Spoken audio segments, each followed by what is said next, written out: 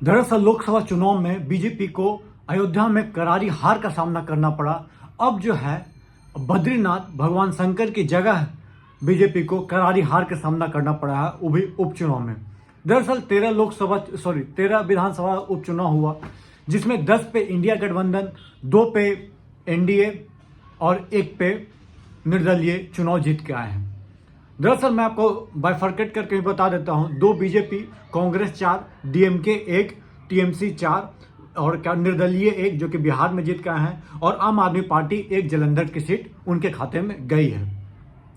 दरअसल ये उपचुनाव बहुत बड़ा कोई फैक्टर नहीं था, कुछ अति नहीं था कि भाई ये हारने से सत्ता परिवर्तन हो जाएगा, ये वो हो जाएगा। लेकिन उसके बावजूद बीजेपी की करारी हार मानी जा सकती है। पूछिए कैसे? रुपौली आपका सीट था, आप खो दिए। बिहार के रुपौली की बात कर रहे हैं। दरअसल टीएमसी में 4 में 3 था शायद बीजेपी के पास, और तीनों के 3 आप लूज कर दिए। तीनों टीएमसी में गए और तीनों वहां से जीत के निकल गए। टीएमसी चारों सीट जीत जाती है वहां। अमरवाड़ा में आप पतली गली से बच के निकलते हैं। अमरवाड़ा मध्य प्रदेश की मैं बात करता हूं, तो वहां पे लगभग 17-18 राउंड तक बीजेपी हार रही थी और लास्ट में जाके 3000 वोट से जीत गई। क्या फेरा हुआ है, क्या हुआ है, ये तो कांग्रेस वाला अपना बात बताएगा ही। लेकिन मैं आपको बता दूं कि 18 राउंड तक कोई हार रहा, उसके बाद वो डायरेक्ट जीत जाए, कुछ तो गड़बड़ लगता है। दरअसल यहाँ से कमलेश प्रताप जी जो है 3000 वोटों से जीते, वहां पे धीरेन्द्र शाह यहाँ पे हार गए।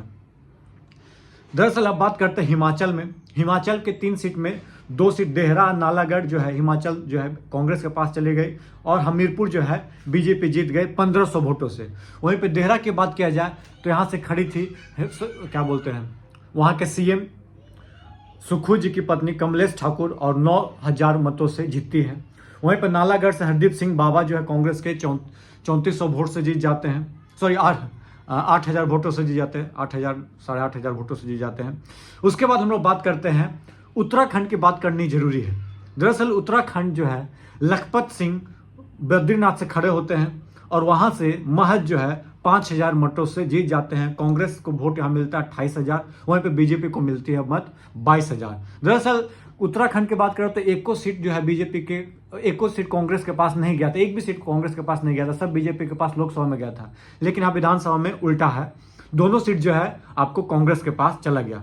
वहीं पे बात करते हैं मंगलौर वाली सीट, काजी मोहम्मद जी कांग्रेस के नेता जीत कर आए, यहाँ से महज 427 वोटों से जीतते हैं। ये बहुत ही कम मार्जिन रहा है। आपको क्या बोलते हैं, काजी मोहम्मद जी मैंगलोर सीट की बात किया जाए। वहीं पे करतार सिंह बीजेपी के थे, उनको 31,000 वोट मिला, 31,305, वहां 31,727 मिला था आपको काजी मोहम्मद जी को।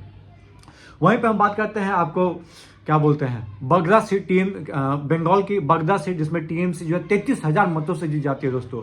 मधुपुर ठाकुर जी जीत जाते हैं। वहीं पे राना घाट मुकुट मीना 39,000 वोट से जीत जाते हैं। वहीं पे रायगंज जो है वहां पे 50,000 मतों से कृष्णा कल्याण जी जीत जाते हैं। दरअसल ये हम इंपॉर्टेंट हॉट सीट आपको बता दें, जिसमें आपको इंडिया गठबंधन की भारी जीत हुई है। ये क्या शो कर रहा है? ये शो कर रहा है कि दोस्तों हवा जो है उल्टा बहना, बयार जो है उल्टा बहना शुरू हो चुका है। सिर्फ आप राम लक्ष्मण भगवान का नाम लेकर जीत नहीं सकते हैं, और ये धुरफंदी नहीं खिला सकते हैं, धुरफंदी आंख में धूल नहीं झोंक सकते, ब्रेन फेड नहीं कर सकते हैं। बात समझनी होगी बीजेपी को। बीजेपी को अब आकलन करना होगा, स्वयं आकलन, क्योंकि इससे बड़ा प्रोजेक्ट आने वाला है यूपी में।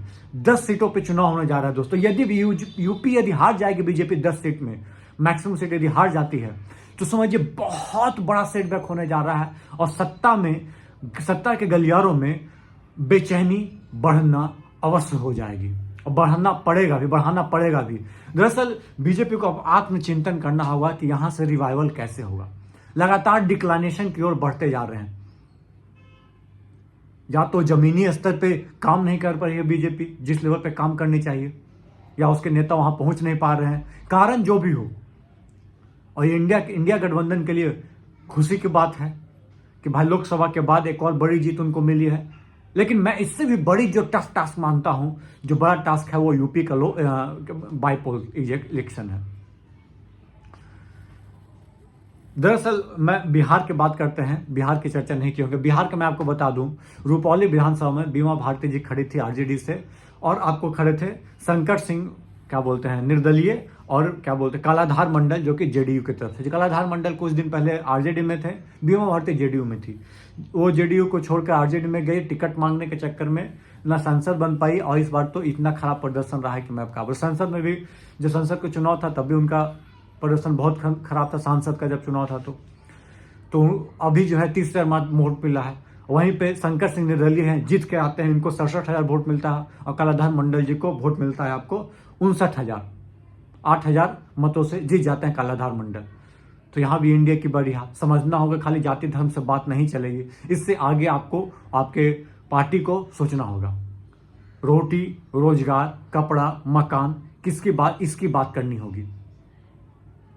ये मैं आपको पूरा जो है आपको रिजल्ट में बाई इलेक्शन जो था 13 लोकसभा चुनाव 13 विधानसभा चुनाव के बारे में बताया।